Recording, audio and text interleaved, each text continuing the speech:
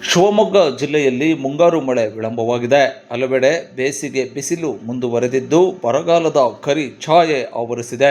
ಈ ನಡುವೆ ಮಳೆಗಾಗಿ ಕೆಲ ನಾಗರಿಕರು ದೇವರ ಮೊರೆ ಹೋಗಲಾರಂಭಿಸಿದ್ದಾರೆ. ಜೂನ್ 22ರಂದು ಶಿವಮೊಗ್ಗದ ಓಂ ಶಕ್ತಿ ಬಡಾವಣೆ ಸಮೀಪದಲ್ಲಿರುವ ಪುರಾತನ ಶಿವ ದೇವಾಲಯದಲ್ಲಿ ವಿಶೇಷ ಪೂಜೆ ಹಮ್ಮಿಕೊಳ್ಳಲಾಗಿತ್ತು.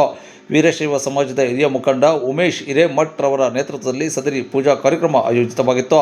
ಈ ಸಂದರ್ಭದಲ್ಲಿ ಸೋಮಿನಕೊಪ್ಪದ ಹಿರಿಯ ಮುಖಂಡರಾದ ದಯಾನಂದ್, ಪತ್ರಕರ್ತ ಬಿ ರೇಣುಕೇಶ್, ಯುವ ಮುಖಂಡ ಅಭಿನಂದನ್, ಮಹಿಳಾ ಮುಖಂಡರಾದ ಸುನಂದ ಹಿರೇಮಠ, ನಾಗರತ್ನ ಮೊದಲಾದವರು ಉಪಸ್ಥಿತರಿದ್ದರು.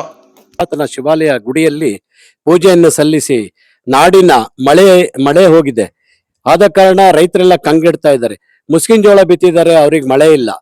ಹಾಗೆ ಎಲ್ಲೂ ಬರಗಾಲ ಛಾಯೆ ಸಮೀಪಿಸುತ್ತಾ ಇದೆ. ಆದ ಕಾರಣ ನಾವು ನಾಡಿನ ಸುಭಿಕ್ಷೆಗಾಗಿ ಶಿವಮೊಗ್ಗ ಜಿಲ್ಲೆ, ಶಿವಮೊಗ್ಗ ತಾಲೂಕು ಎಲ್ಲ ಈ ಶಿವಮೊಗ್ಗ ಅಕ್ಕಪಕ್ಕ ಎಲ್ಲದು ಕರ್ನಾಟಕ ರಾಜ್ಯಕ್ಕೆ ಉತ್ತಮ ರೀತಿ ಮಳೆ ಆಗಲಿ ಅಂತ ಹೇಳಿ ನಾವು ಇವತ್ತು ಈ ಈಶ್ವರನಲ್ಲಿ ಬೇಡಿಕೊಂಡು ಪೂಜೆಯನ್ನು ಸಲ್ಲಿಸಿದ್ದೇನೆ. ಉಮೇಶ್ ಹಿರೇಮಠ್, ಆದರ್ಶ ನಗರ, ಶಿವಮೊಗ್ಗ. ಇಲ್ಲಿ ಪುರಾತನವಾದ ಶಿವಾಲಯದಲ್ಲಿ ಮಳೆ ಬೆಳೆ ಆಗದಿರೋದಕ್ಕೋಸ್ಕರ ಪೂಜೆ ಮಾಡಿದ್ದೀವಿ. ಜಾನುವಾರುಗಳಿಗೆಲ್ಲ ನೀರು ಕುಡಿಯೋದಕ್ಕೂ ತೊಂದರೆ ಆಗಿದೆ, ರೈತರಿಗೆ ಸಮೇತ.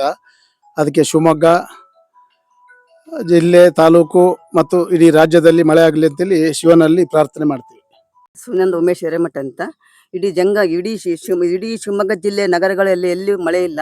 ತುಂಬ ಜನ ಪರದಾಡ್ತಾ ಇದ್ದಾರೆ. ಕುಡಿಯೋಕ್ಕೂ ನೀರಿಲ್ಲ, ದನ ಕರುಗಳಿಗೂ ನೀರಿಲ್ಲ.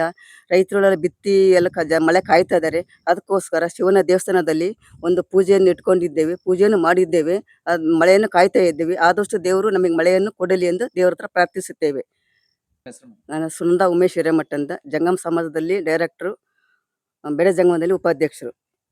ನಾವಿಲ್ಲಿ ಶಿವಮೊಗ್ಗ ನಗರದಲ್ಲಿ ಮಳೆ ಆಗೇ ಇಲ್ಲ. ಶಿವಮೊಗ್ಗದ ಸುತ್ತಮುತ್ತ ಎಲ್ಲಿ ಮಳೆ ಇಲ್ಲ. ಬರಗಾಲ ತುಂಬಾ ಆಗಿದೆ, ಬೇಸಿಗೆ ಬಿಸಿಲಾಗಿದೆ.